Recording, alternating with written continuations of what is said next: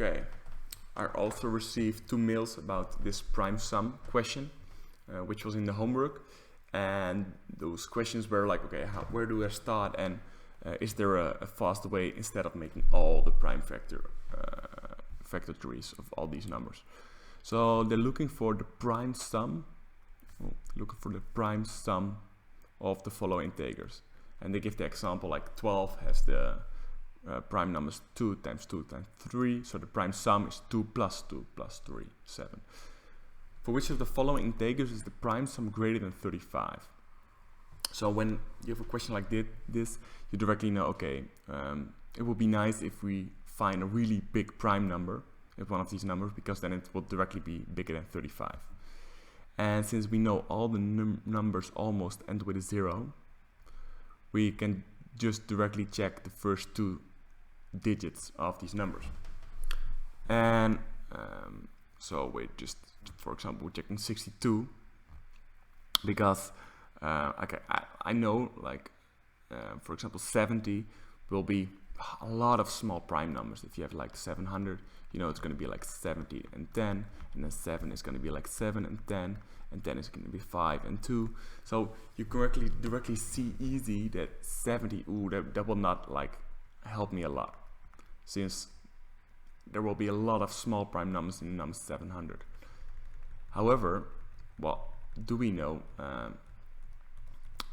In 620, or you can even use like 62, we are going to use, if you first want to do this, but I already do that in my head, 62 only consists of 31 and 2.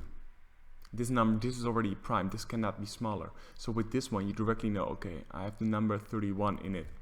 So yeah, that will probably be the case that it's going to be C. So 31 plus 2 plus 5 plus 2 will be 40.